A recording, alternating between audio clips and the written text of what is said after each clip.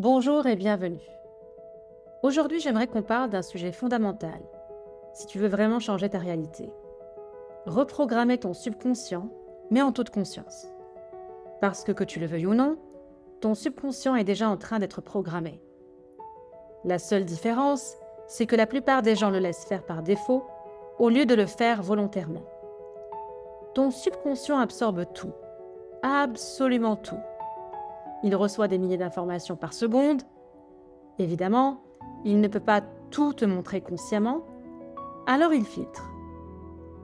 Et il ne te délivre qu'environ 1% de ce qu'il capte. Et ce filtre, il se base sur quoi? Sur ce que tu crois déjà, sur tes expériences passées et sur ce qui t'a marqué émotionnellement.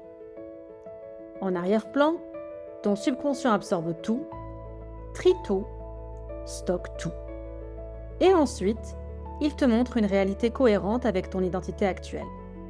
C'est pour ça que deux personnes peuvent vivre la même situation, mais manifestent deux réalités complètement différentes. Ce que tu montres à ton cerveau, il le prend pour argent comptant. Il ne sait pas faire la différence entre ce qui est vrai ou faux, ou ce que tu vis réellement ou pas. Ce que tu lui montres, il le considère comme réel. Si tu nourris ton esprit de peur, de manque, de drame, de problème, il va chercher à te montrer plus d'expériences qui confirment ça.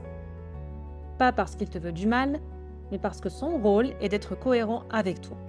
Et reprogrammer son subconscient, ça commence par une décision simple mais puissante. Choisir ses news, choisir ses informations, choisir ce qu'on laisse entrer dans notre subconscient. Pose-toi cette question. Qu'est-ce que je regarde le matin?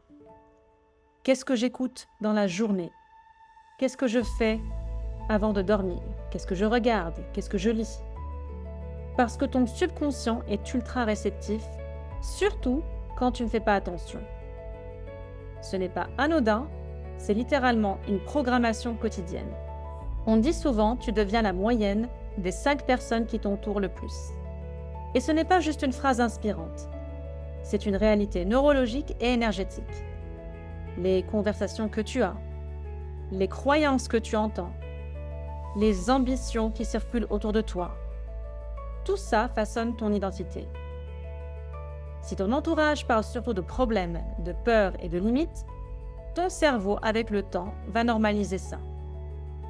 Si ton entourage parle d'opportunités, de solutions et de croissance, ton cerveau va s'ouvrir à d'autres possibles. Et pourquoi les riches font du networking? Ce n'est pas un hasard si les personnes qui réussissent financièrement font du networking, vont à des retraites annuelles entre gens riches, fréquentent des clubs privés, mangent dans certains restaurants et entrent dans certaines boutiques. Ce n'est pas juste pour l'image. C'est parce qu'ils baignent dans un mindset d'abondance. Ils échangent des idées, ils créent des partenariats, ils pensent tout le temps en grand, ils se forment en permanence et ils agissent vite. Ils évoluent dans des environnements où l'argent circule, où les opportunités sont normales.